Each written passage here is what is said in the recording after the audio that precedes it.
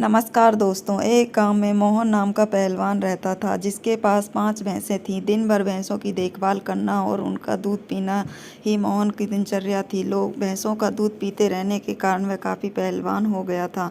मोहन अपने बचाव और सहारे के लिए एक लोहे की छड़ हमेशा अपने साथ रखता था। इस कारण कोई भी मोहन को एक बार देख लेता था तो उसकी हिष्ट-पुष्ट काया व शक्तिशाली शरीर को देखकर डर जाया करता था। मोहन का पूरी दुनिया में कोई नहीं था, इसलिए उसे बढ़ती उम्र के साथ अपनी शादी की चिंता सताने लगी थी। इसलिए वह अक्सर लोगों से पूछा करता था कि उसकी शादी कब होगी। लोग उसे देखकर डर जाते थे और उसके सवाल का जवाब न दे पाते थे। इस पर मोहन उनके साथ मारपीट किया करता था, जिसके चलते लोगों ने वहाँ से गुजरना ही बंद कर दिया। एक बार किसी दूसरे गांव का एक ब्राह्मण और एक हमाम किसी विवाह समारोह में शामिल होने जा रहे थे। रास्ते में उन्हें मोहन मिल गया। मोहन ने उन दोनों को देखकर अपने पास बुलाते हुए कहा कि आप मुझे बहुत ज्ञानी नजर आते हो, बताइए मेरी शादी कब और कहाँ होगी।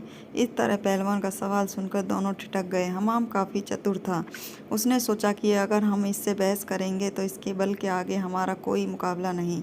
हमाम को एक तरकीब सूझी और उसने दूर एक ताड़ के पेड़ की तरफ उंगली करते हुए कहा कि तुम्हारी शादी वहाँ होगी। हमाम की बात सुनकर मोहन फूला नहीं समाया और प्रसन्न होकर अपनी 5 भैंसें दोनों को दान में दे दी और ताड़ के पेड़ की दिशा में चल पड़ा। उस ताड़ के पेड़ के पास एक महिला अपने पति और एक बच्चे के साथ रहती थी।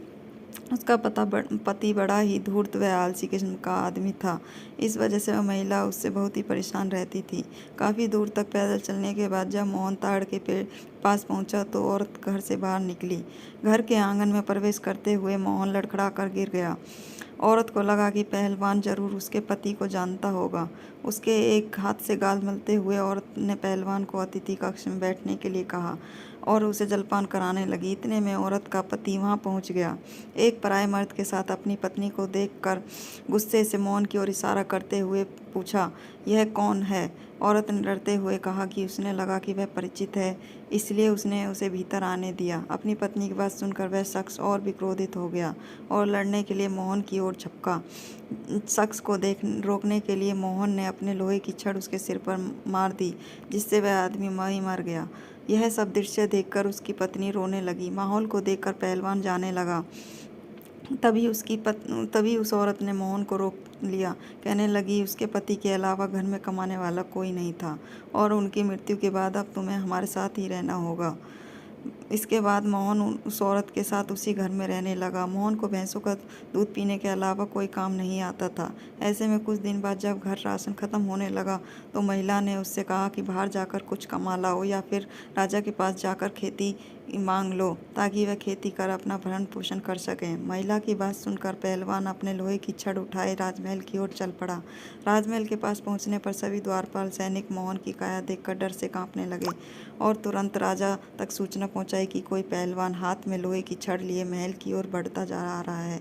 सूचना पाकर राजा ने तुरंत अपने मुंशी को बुलाया और उसे तत्काल पहलवान के पास जाकर आने का कारण पूछने को कहा।